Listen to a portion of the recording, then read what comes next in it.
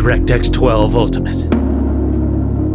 That's one of the selling points of the EVGA RTX 3080 XC3 Gamer.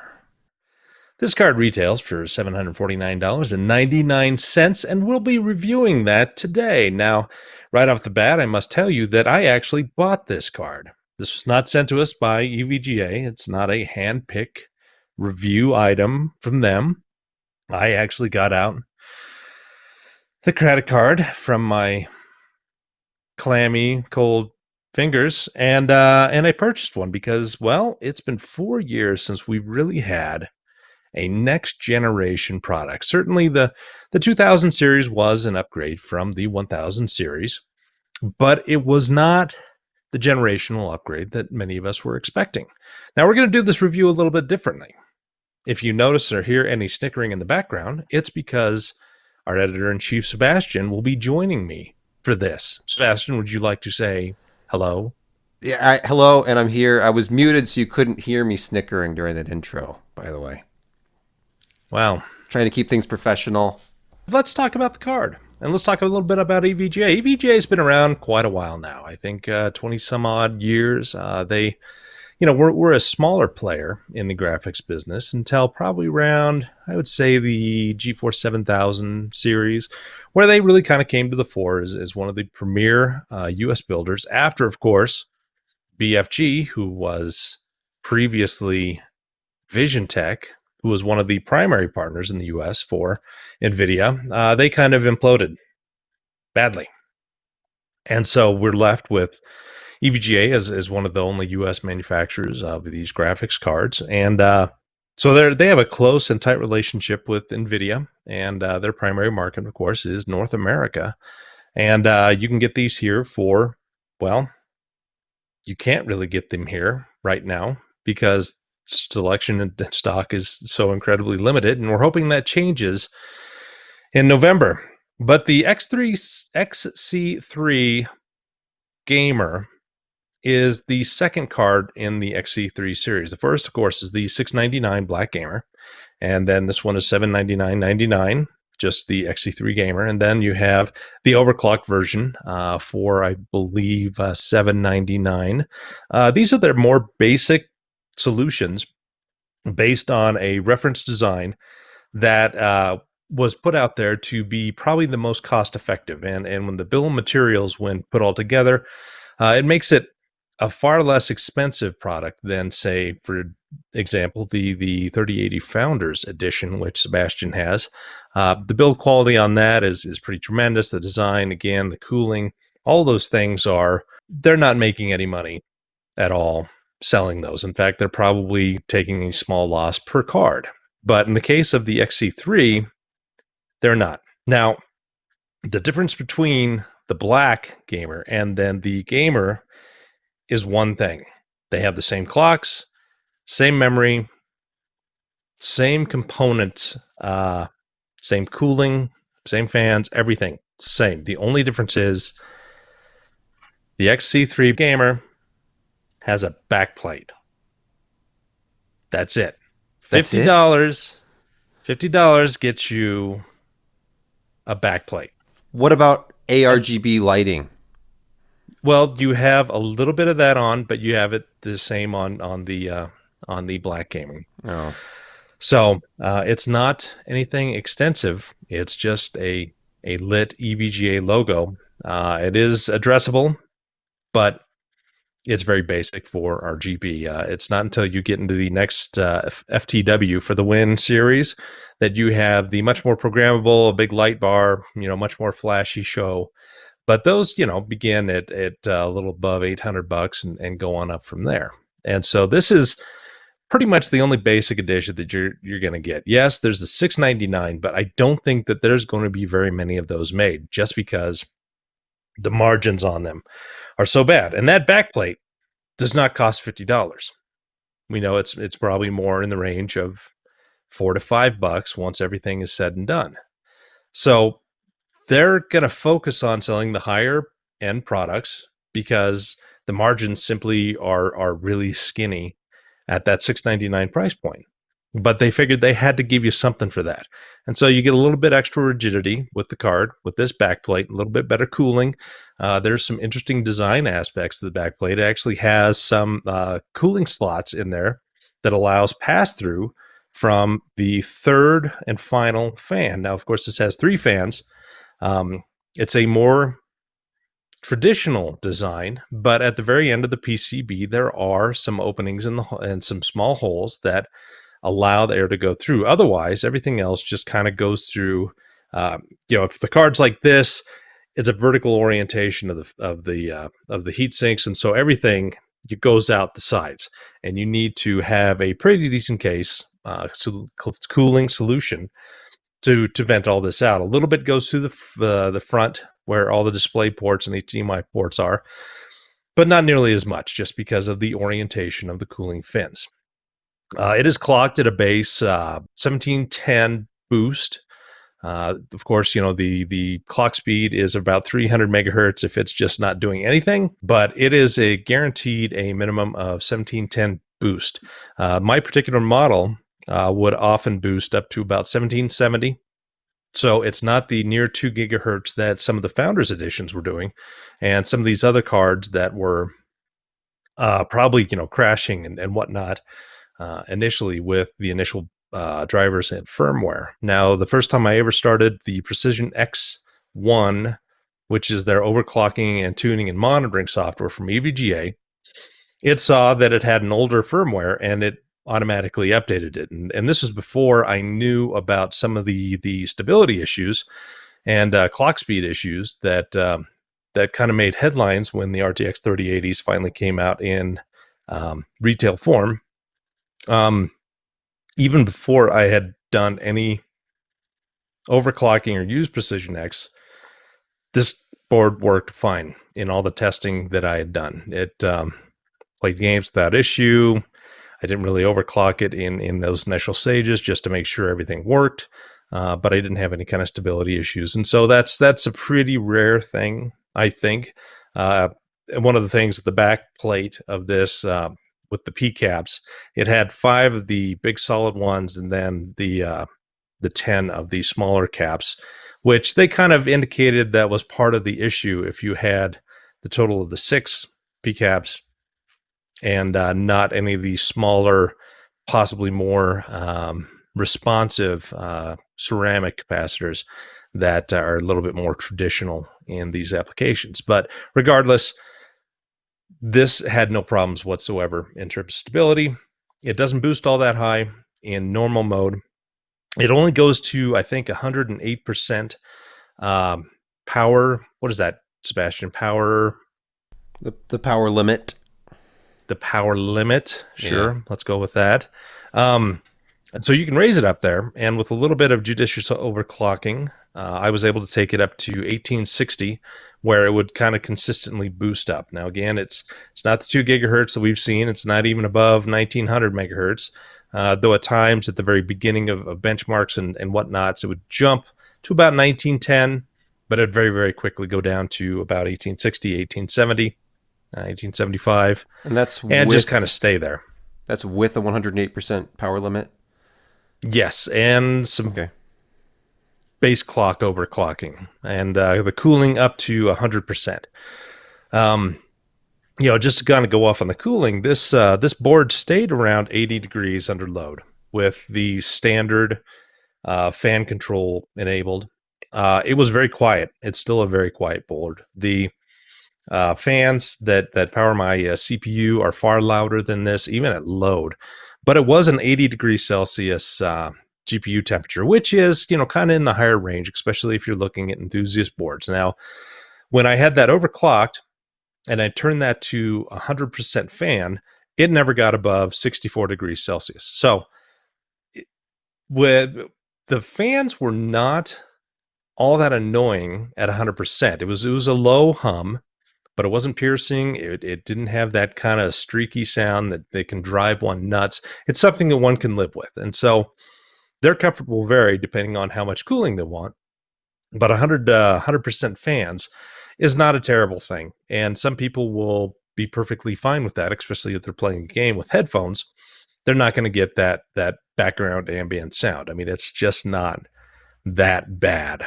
In terms of performance, I kind of did something a little different. Well, do we want to talk a little bit about build quality, or have we covered that enough? Covered the basics. Talked about fan speeds. The fan curve obviously seems to favor silence over temps. If you can manually crank it up and get it down below 65C, then they're favoring silence.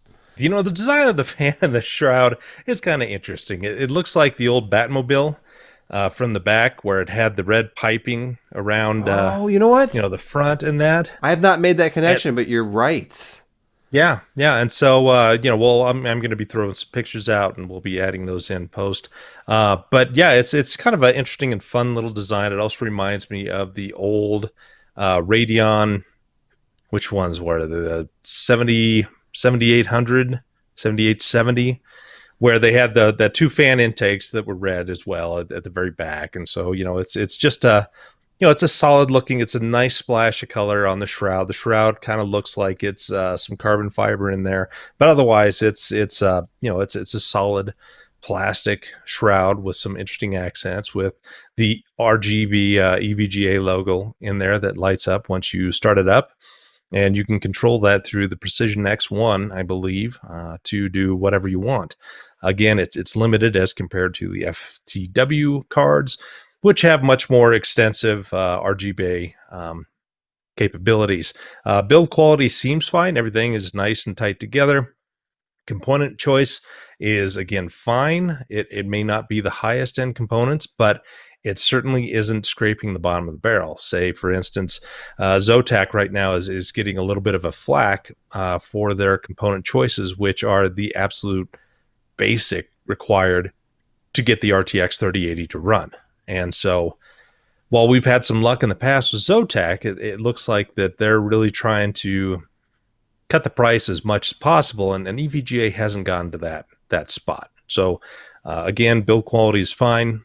Component choices are good. Cooling is good. The fans are nice and quiet in quiet mode, and they're not terribly annoying at 100%. And of course, it is NVIDIA's first PCIe 4.0 design. So I tested it with a 3600X from AMD. It's a good choice in terms of CPU for testing, because it's very common. People buy the 3600 in droves, and then they overclock that a little bit. This, with the 3600 XT, it's a little bit higher clocked out of the box, achieves a slightly better boost clocks overall, and is still a reasonable gaming processor, especially if you're going above 1080t. Now, if you were a 1080t gamer and you were competitive and you were going to push this RTX 3080, then obviously you would want the next generation AMD stuff coming out, or one of the Intel like 10850Ks. I mean, those would be your best bet in terms of gaming. But with this testing, I wanted to take a look what a reasonably priced machine would be able to achieve, going from kind of some of the last generation mid-range cards up to the 3080. So I tested this against the GTX 1070, the RTX 2060, which is an overclocked edition, the RTX 2060 Super, and the AMD Vega 56. Now, all these were kind of in between the $300 to $500 range, depending on when you bought them. But these were all very, very common cards that especially the 1070, those things sold in just droves. And so performance-wise, I was expecting some improvement, but I was not expecting the improvement I actually got. So, for example, Unigine Valley, it's an older 2013 benchmark. At high levels, at 2560 by 1440, I was getting 75.4 frames per second with a 1070. I was getting 162.2 frames per second with the 3080. I mean, that's more than double the performance that you're getting, and you're running on the same platform. For example, also the 2060 Super, 90 frames per second, going up to 162. Poor Radeon Vega 56, it was hitting 62 frames per second in this particular one. It's not, Unigine Valley is not exactly friendly to AMD cards. This is probably the worst case scenario. Again, 62 to 162.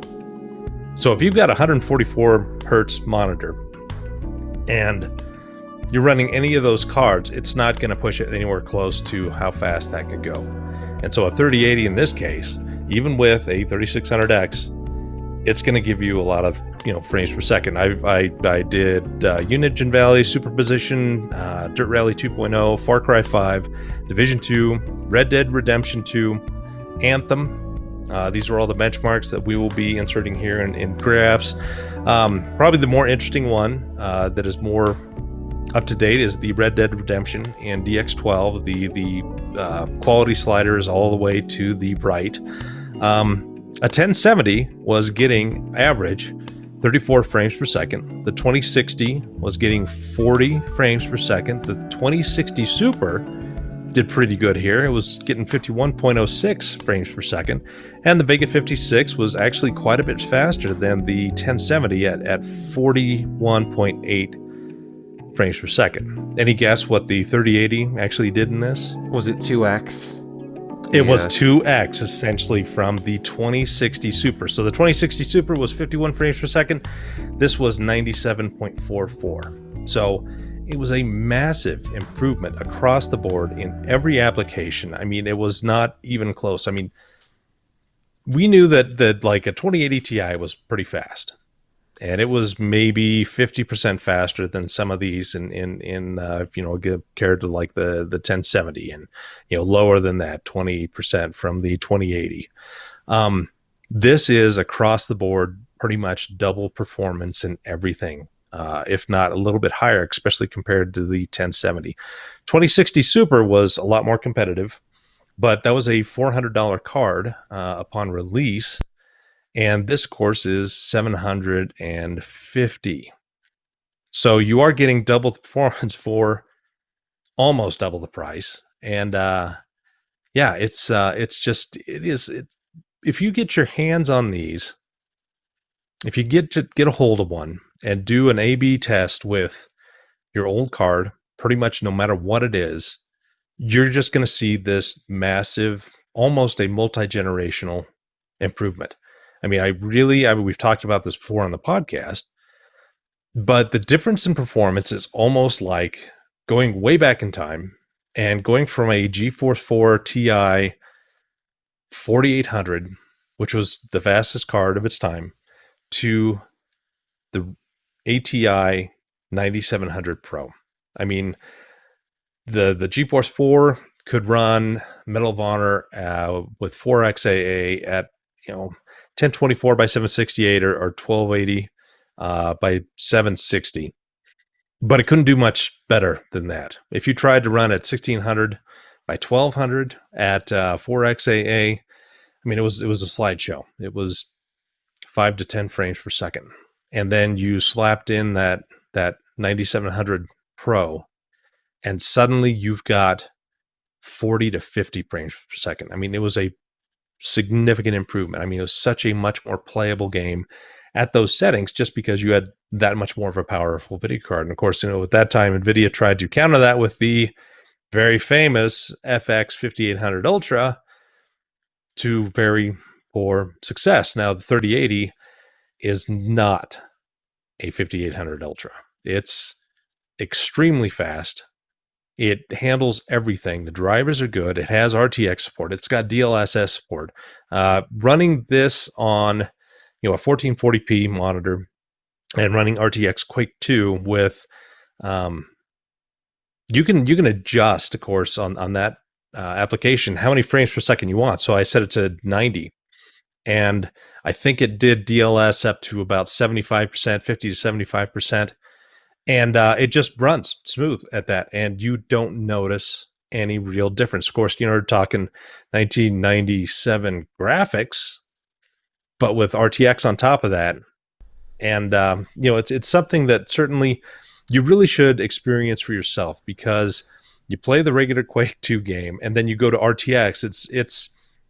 It is a totally new experience, and even though it's still got some pretty cruddy textures and the models aren't that great, it still is something that you should experience.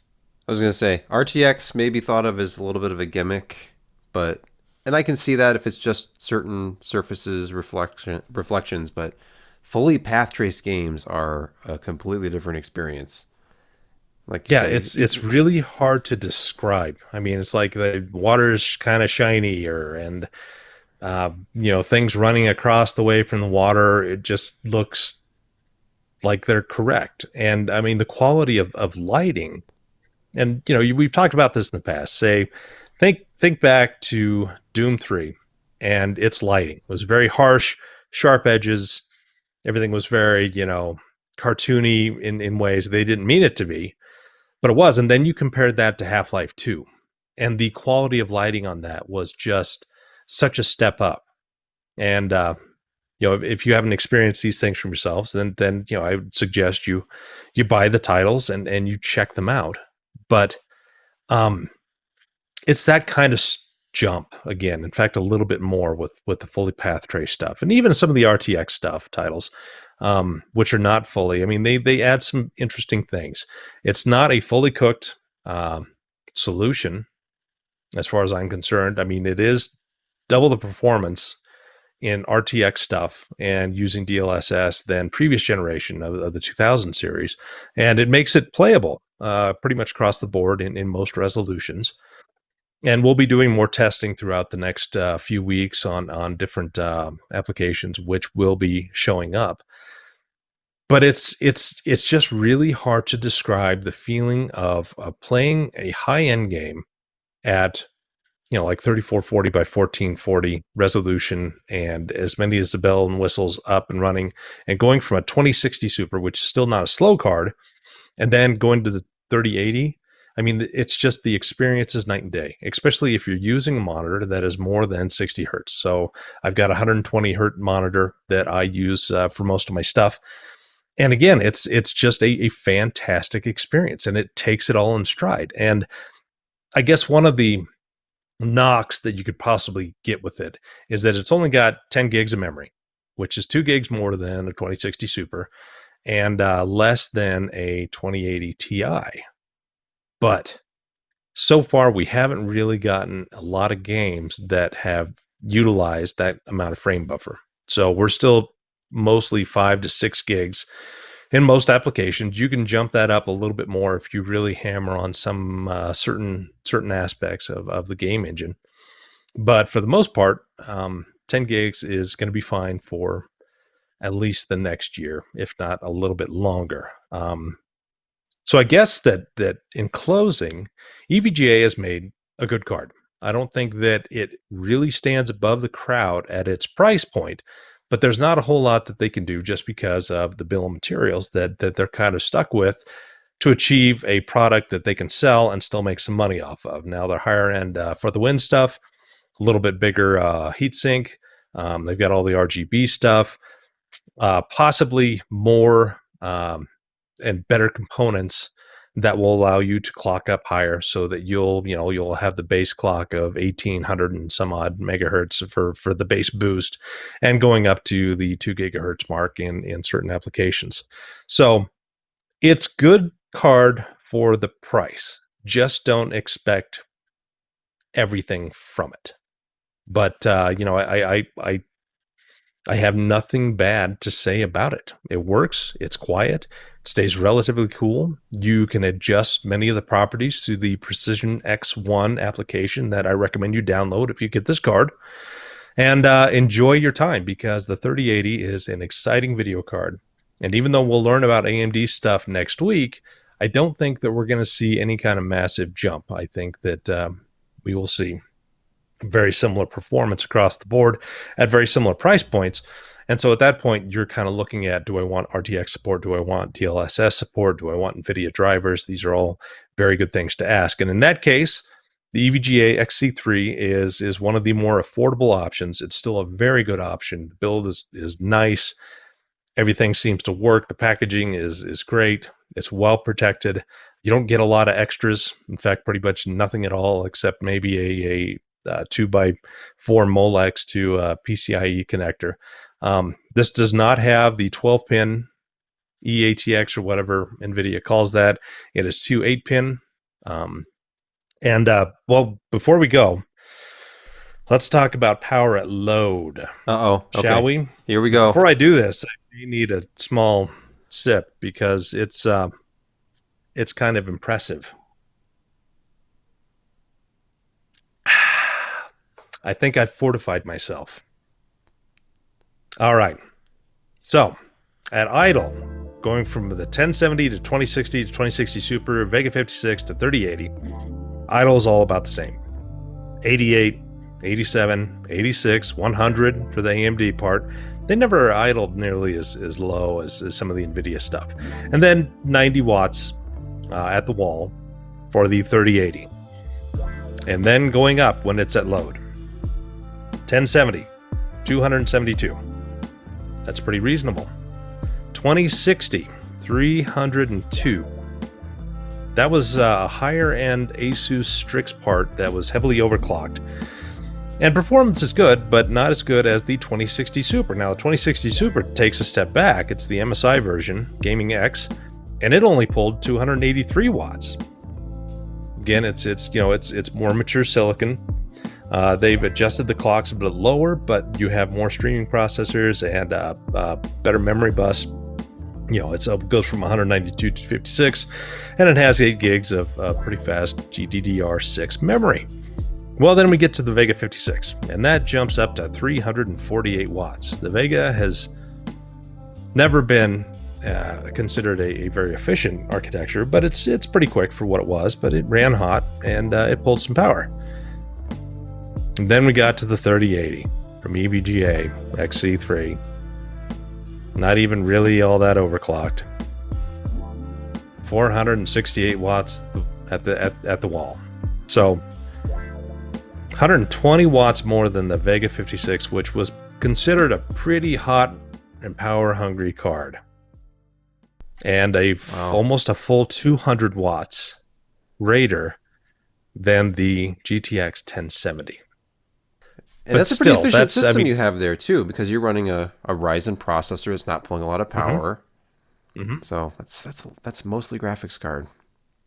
Yeah. Yeah, it's kind of ludicrous that it pulls as much as it does. And you understand why. It runs at 80 degrees Celsius with a pretty significant heatsink and a triple fan solution. But anyhow, that's why it's so quiet. Triple fans. That is. Low speeds. And, but you know what? Power corrupts. Absolutely. And the 3080 EVGA's version, it has a corrupting influence on me. And I'm really happy that I bought this because now I don't have to share it with anybody or send it back, and I get to keep it all for myself. Right. Wow. Or use it as a tremendous investment opportunity, Josh. You could be I could eBay that, a slightly gently used 3080, and I'd be able to afford Christmas. Yeah, lovingly caressed. Autograph the box. It'll be worth even more. No. Use like a glitter marker. No? Oh, okay. Yeah. Okay. So I think that this certainly deserves silver. I mean, there were no glaring deficiencies. It didn't boost up as high as perhaps we wanted, but you can adjust that yourself. And again, even overclocked, I never had any stability issues. I didn't push it incredibly hard, but with 100% fan, the power factor up to 108%. And adjusting the base clocks, I was able to still get a pretty decent overclock. But overclocks were not all that effective. So even though it went from a 1770 boost to about 1860 boost, we got maybe 2 to 3% performance improvement. So you really need to think about how you want to experience games. If you don't care having it 100% and pulling 500 and some odd watts from the wall, then take a couple of percent hit in terms of performance and have a much quieter and more efficient system.